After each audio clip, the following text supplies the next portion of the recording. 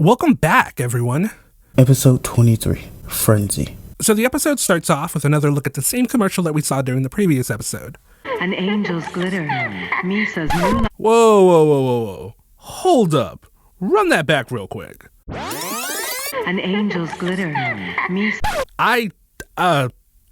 Wow.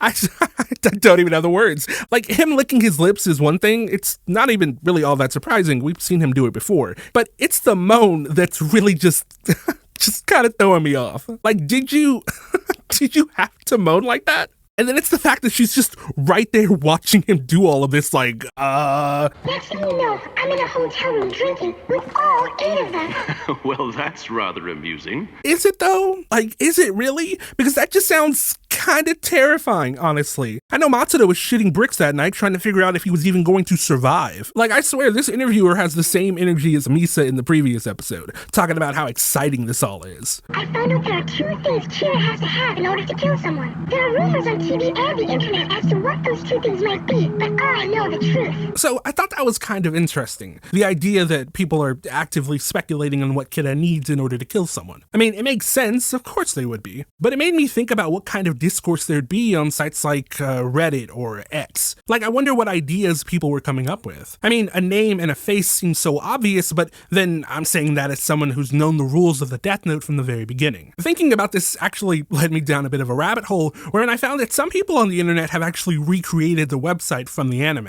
because of course they have. And I came to the realization that, at first, people seemed to be under the assumption that Kira only needed a name to kill someone. Well, at least according to these sites which state all Kira needs is a name. And I'm inclined to believe that this is how it's worded in the anime/manga, since anyone who's committed enough to make a replica of the site would have either seen the anime or read the manga. But anyway, if people were using that as a starting point, then I could see how the topic of discussion would likely evolve as people found out more information about Kira, especially after what happened during the events of episode 11 with Misa killing those 3 officers even though she couldn't have known their names. But yeah, I just thought the idea of people having ongoing discourse about Kira's powers to be kind of interesting. But anyway, as the program continues, Higuchi begins wondering whether or not he's wasting his time by going to the Yoshida Productions office, especially given the fact that Matsui seems so confident regarding the fact that Higuchi won't be able to kill him. He then decides to verbalize his concerns by way of discussing the situation with Rem, which prompts this response from Light. Rem? Who's that? There's no one else in that car, right? Light then goes through a process of elimination for what could possibly be going on, before ultimately settling on the idea that Higuchi may very well just be talking to himself. Or, as Ryuzaki suggests, It could be a Shinigami. And I love Misa's subtle acknowledgement of Ryuzaki throwing that idea out there. I also love the fact that throughout the conversation that Higuchi has with Rem, Misa doesn't let on to the fact that she can both see and hear Rem. Anyway, I kind of sped past the actual conversation that Higuchi has with Rem, so let's take a look at what was said. Rem, what do you think? He starts off by asking her for her opinion on the situation, before listing off a bunch of reasons for why it might ultimately be a waste of time. He speaks about the fact that Matsui may have already destroyed his file, or the fact that the file may still be there, but the name listed in it might just be a different alias. Not to mention the fact that it's really odd that the higher-ups at Yoshida Productions are even letting him go into the office when no one else is there. And these are all valid points. Destroying his file prior to appearing on television would be the smart thing to do, though how he'd go about doing that while being presumed dead would be pretty difficult. I mean, if everyone thinks he's dead, then how would he be able to get in there and get his hands on the file without being noticed? Now, as far as the whole alias thing goes, I feel like that's less likely, because even if he does use an alias for work, the one in his personnel file would likely be his real name.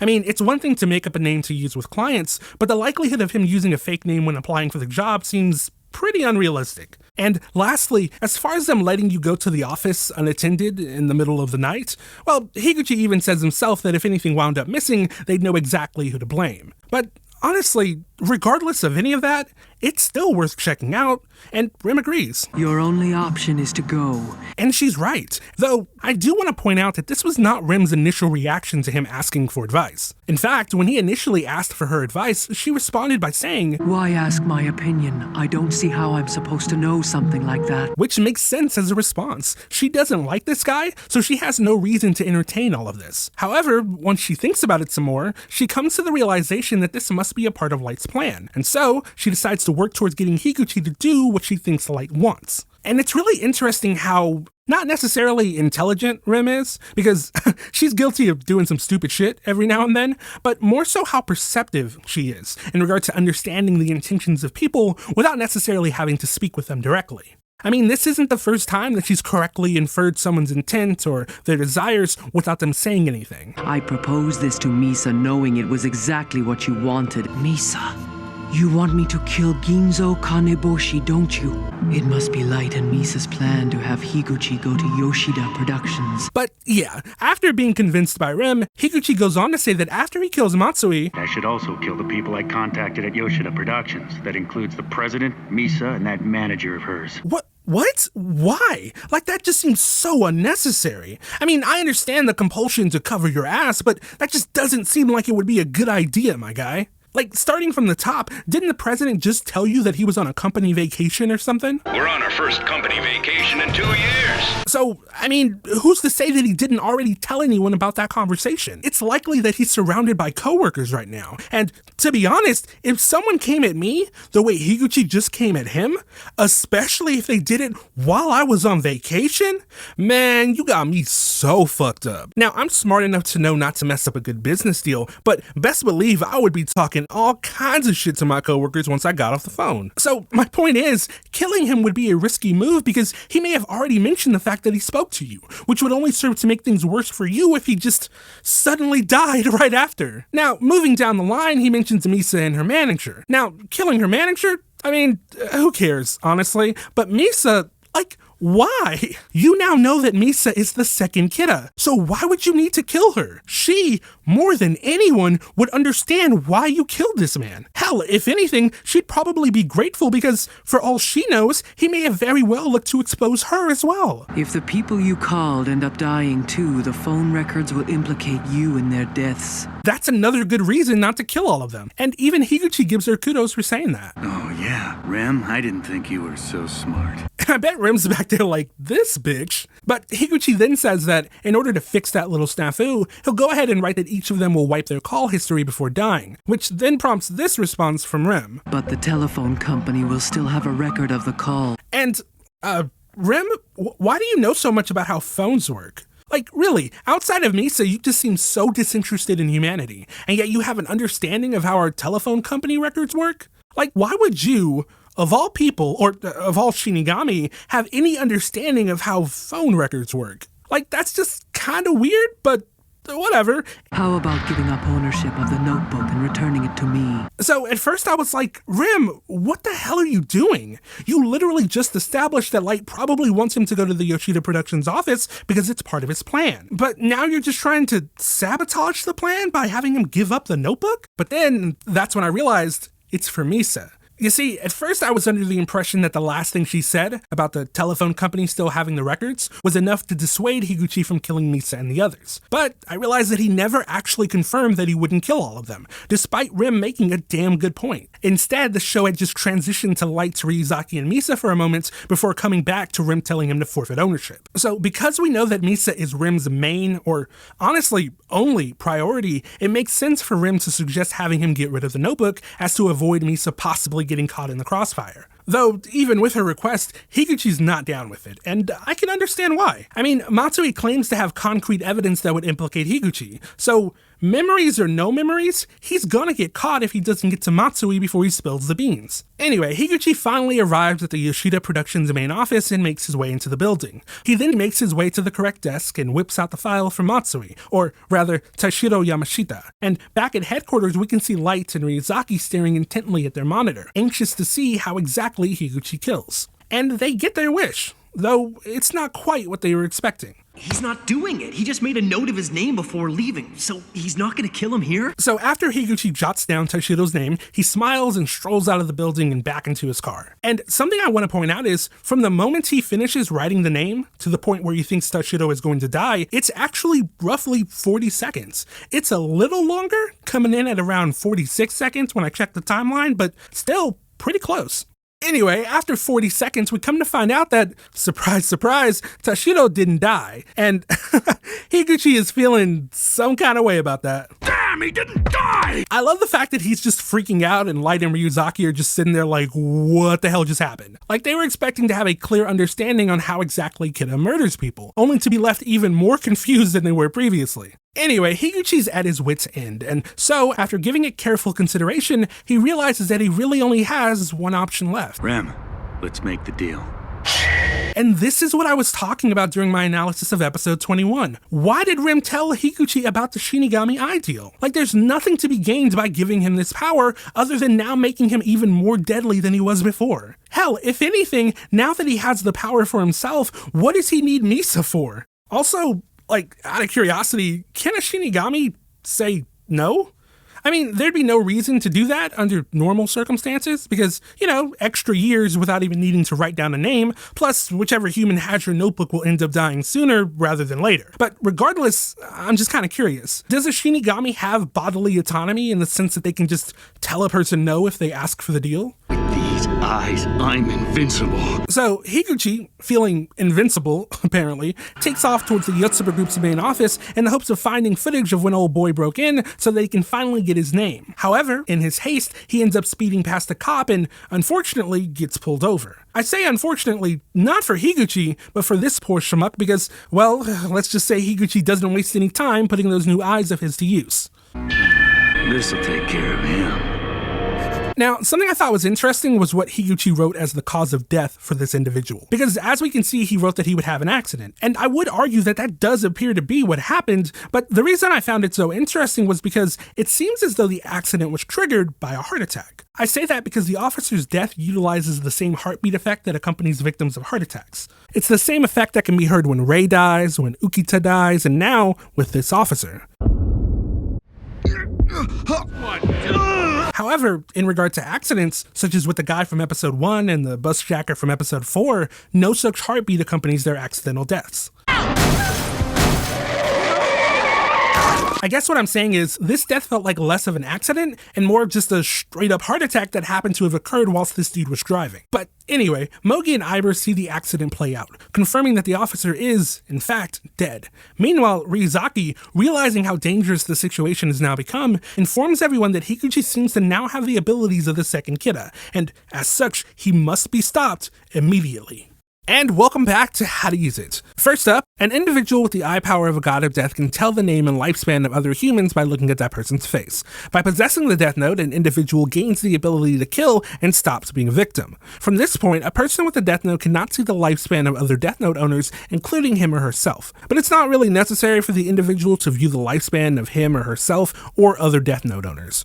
And wow, that's gotta be the longest rule yet. Let's go ahead and break it up by sentence, yeah? Now, the first sentence seems simple enough, just stating the base power of the Shinigami eyes, which is the ability to see the names and lifespans of any individual, with a special exception being made for other Death Note users. But we'll address that in a minute. Now, moving on to the second sentence, things get a little strange, because what exactly does it mean by stops being a victim? I mean, we'll find out at some point in the future that it's definitely possible for a human to kill another human who wields a notebook, so it can't be implying that. Now, one could argue that it means that Shinigami can't kill humans who wield a notebook, but I mean, knowing how certain aspects of this story play out, I know that it's possible for a Shinigami to kill a Death Note owner, so that can't be it. Maybe it's that the user can't be a victim in regard to having their lifespan taken if their name gets written in the notebook by a Shinigami, which ultimately means that Shinigami will be more likely to leave them alone since they wouldn't have anything to gain by writing their name down. I mean, I guess I could see that being a thing, but I'm not sure, honestly. So, once again, I'm actually going to pass this one off to y'all. What do you think this rule means when it says that an individual stops being a victim? Let me know in the comments. Anyway, as far as the rest of this rule is concerned, all of that was established in episode 13, and it was actually what Misa ended up using in order to find Light. So, yeah. Anyway, next up, the God of Death must not tell humans the names or lifespans of individuals he sees. This is to avoid confusion in the human world. So this is an interesting one because, I mean, I wonder what the consequences are for breaking this rule. Like, does a Shinigami turn to sand the same way they would if they had saved an individual from an assassin, like with the rule from episode 21? Either way, this rule is relatively straightforward. Well, I mean, aside from being unclear as to what the consequences are exactly. So we head back from the break to see that Ryuzaki is reaching out to Director Kitamura to apprise him of the situation, letting him know that he needs to tell his officers to refrain from attempting to stop Higuchi lest they risk ending up like that traffic cop. Meanwhile, with things escalating, Light informs his father that it's time to move to the next phase of their plan, which involves getting Matsuda and the rest of the people from Sakura TV the hell out of there, in the event that Higuchi plans on stopping by and taking a peek. After they get that plan in motion, Ryuzaki suggests that he and Light jump into the fray as well, to which Light agrees. But unfortunately for Misa, she'll have to stay back at headquarters for the time being. What? But that's fair, Misa, it's fair. You're gonna be left here alone for who knows how long. There's no way in hell he's gonna give you free reign of the whole place. Though, I guess I do kinda feel bad for her. I imagine this might be kinda triggering for her. Or, you know what? Never mind. This is the infallible Misa we're talking about. Nothing gets her down. Anyway, the scene transitions and we find Ryuzaki, Light, and Watari hovering above the cityscape in their fancy schmancy helicopter. And here we find out that, apparently, Ryuzaki can fly a helicopter. So that's kind of cool. We also find out that, apparently, Watari is very much about that life. Oh boy, here I go killing again. From there, we switch back to Higuchi, who, after getting to the Yotsuba group's main office, has come to the realization that all the recordings of Matsuda have been scrubbed. And I was pretty surprised to find that he's looking at actual tapes, because for them to be scrubbed, it means that Wedi had to physically sneak into the building and do that. Which, you know what? If Matsuda can do it, then why am I even surprised? Anyway, Higuchi is clearly very stressed, and at this point, with absolutely no time left to think about it and nothing left to lose, he hightails it out of the Yotsuba group's main office and makes a mad dash towards Sakura TV. And as Higuchi makes his way over there, we get this moment where Light checks in on his dad, letting him know that Higuchi is on the way and asking him if he's ready. And the chief responds by saying, I don't need my son asking if I'm ready. Of course I am. Okay, like, what? It's just a question, my guy. The team needs to know if everything is prepared the way it needs to be. For all we know, you could have run into an issue. I mean, you are over there working with untrained civilians. Like, that actually really irritated me because I don't think you would have had that energy if, say, Ryuzaki had been the one to ask him. But whatever, I'll just blame it on him being stressed, especially since he's out here unarmed, despite Wedi offering him a weapon. And honestly, it's really weird and a little frustrating that he doesn't take it, given his reasoning is Japanese law forbids civilians from having guns. Because it's like, dog, you've been breaking the law for months. Let me break it down for you since you seem to have forgotten. You were out here running surveillance on people in their homes while you were a police officer. And you did this after Aizawa and Matsuda pointed out how illegal that shit was. And then you continue to do it as recently as a few weeks ago with the Yotsuba group, even though you're just a civilian now. Hell, this whole plan wouldn't be possible without y'all breaking the law by spying on Higuchi in his car literally right now. And honestly, don't even get me started on your complicity with what Ryuzaki did to Misa. So, like, what are you even talking about? Y'all have been breaking the law for a while now. And carrying a weapon right now to defend yourself from a mass murderer would honestly be your least egregious crime, my guy. But anyway, Higuchi arrives at Sakura TV and finds the place empty, which is pretty weird, but Higuchi doesn't think too much about it, claiming that, if anything, it'll make his job a lot easier. Meanwhile, a few minutes after Higuchi arrives, Aiba and Mogi pull up and head inside. From there, we switch back to Higuchi, who has come to find out that the entire auditorium is empty. So as he skulks towards the stage, the broadcast suddenly announces that it's ending, only for Higuchi to then realize that the individuals hiding behind the glass panes are actually just mannequins. Higuchi, hold it right there. Don't move. And yeah, they've got old boy surrounded. It's a wrap. There's no way he could get out of here now. Wait, pause, hold up. A record scratch? Why? He is exactly where they want him. There is no way he can get out of here right now, right? Right? I'm with the Yotsuba group from the development department. Yo, what the fuck are y'all doing? Why are you letting him reach in his bag without saying anything? Let me show you my business card. Fuck your business card. Tell this man to stop reaching in his bag. This is insane. I don't even feel bad for them, honestly. Like, this was just so stupid. Like, come on, people. Also, why are 3 of y'all unarmed? Y'all couldn't even be bothered to arm yourselves with, like, a bat or a taser, or hell, you could have just bought some toy guns and spray painted them black to give the illusion that you had a gun. Because I imagine Higuchi would have been a lot less likely to fire if he had 4 people who appeared to have guns as opposed to just 1. Like, now that I think about it, why wouldn't Higuchi test his luck? If he managed to get her, then the rest would just be screwed. But whatever, as Higuchi fires his gun, the chief throws himself in front of Wedi to take the bullet for her. Which, I mean, if you really wanted to protect her, you wouldn't have been unarmed. I can't stand these dudes right now. This shit is just so silly. Biggest mass murderer in recent history, and these dudes were just like, nah, I'm not gonna use a weapon. Fucking insane. Aiba! Damn it. I didn't want to have to use one of these, but... But you are going to use it? Because you see how much of a threat he is. Yeah, who'd have thought? I'm sorry, Ryuzaki. Yeah, you really are, but whatever. Just get in, loser. We got a mass murderer to catch. So Higuchi manages to make it back to his car, because of course no one was covering the perimeter, which is really kind of weird since Matsuda should be around here somewhere, right? Like, did they just not have enough masks or something? And even if they didn't, couldn't they have had him, like, pop Higuchi's tires so he couldn't escape or something? Honestly, I feel like they had to remove Matsuda from the situation because I believe that he probably would have taken the gun. And if you put a gun in his hand, well... best believe he'll hit his target. But anyway, as Higuchi drives off, the task force follows behind him. We then switch back to Light, Ryuzaki, and Watori, who are now also moving in on apprehending Higuchi alongside the rest of the task force. Interestingly enough, Ryuzaki offers Light a weapon for self-defense, but apparently Light's on that same dumb shit like his father and declines the offer. I think you should hold on to this for self-defense. This is Kira we're after. No thanks, firearms aren't allowed in Japan. Which... whatever. Meanwhile, Watsuri's in the backseat like, y'all motherfuckers are dumb as hell. Anyway, the chase continues, and I just realized something. Both Higuchi and Mogi seem to be driving imported cars. I say imported because cars in Japan are typically manufactured to have the driver's side on the right side, such as with the car that Weddy is driving. It's not important or anything, but I just thought that was kind of interesting. Anyway, Higuchi makes his way back on the highway as the entire task force follows behind him. And as he tries to make sense of it all, he's caught off guard by a blinding light. Or rather, a plethora of blinding lights and sirens as a police barricade sits waiting for him. And with that, I mean, it's pretty much game over. These cars with tinted windows, so all that stuff about the cops not going after Kira was a lie. They're preparing for this. Now, I wanted to take a second to speak to this idea that they were preparing for this, because it does seem that way. I mean, tinted windows on the cars, who else is that for if not Kira? But the real question is, why would they be doing that? Because, I mean, he's right. They called off their investigation. And it wasn't like, for show, the chief was explicitly told by the director of the NPA that they had to stop pursuing Kira lest they risk being fired. And yet here the police are, with pretty significant numbers, helping to bring him in. So what would have caused this? Or I guess a better way to phrase it would be, who would have caused this? Perhaps it was someone who knew the task force was closing in on their suspect and wanted to be ready to help out when that moment finally arrived. Perhaps someone who likely had a personal interest in seeing this case through to its conclusion. And if I wasn't already making it obvious enough, the show wastes no time in letting you know that our boy Aizawa has returned. Oh, and Ide too.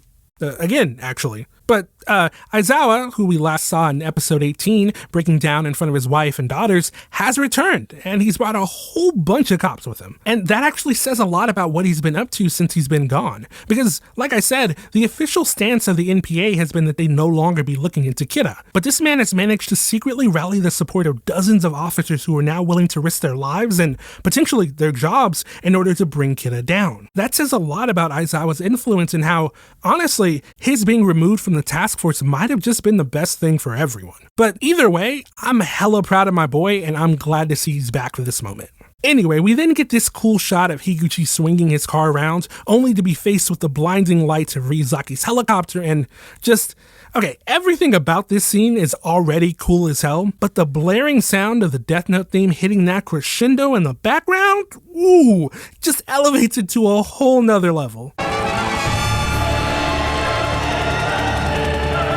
It's just so fucking good. But anyway, Higuchi makes a last-ditch effort to try and escape by driving underneath the helicopter. But Watsuri ain't having all that and blows out one of his tires, sending him spiraling into a wall. And then, in a final act of desperation, Higuchi takes his gun and places it to his temple, ready to just end it all. Which, I mean, given his current predicament, I can't say I don't understand the inclination. But in the end, even that's denied to him, as Watsuri takes another shot, knocking his gun out of his hand. And yeah, I think Light and Ryuzaki sum it up perfectly as they say, "It's over." Yes, it's over. As the scene turns back to a crying Higuchi, with the camera panning down, slowly encroaching towards the Death Note. And roll credits.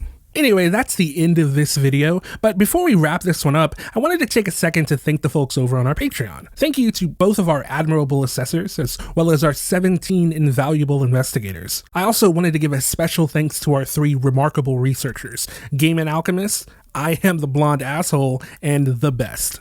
And lastly, praise be to both of our official overanalyzers, Croix Raiden, who actually did the intro for this episode, and my wife, Asia. All of y'all are awesome, and again, I thank you so much for signing up. But yeah, if you like this video, then consider dropping a like. If you really liked it, then consider subscribing. And if you just loved it and want to see more sooner, then consider joining the Patreon. Anyway, that's it for this time. See y'all in 2 weeks, friends.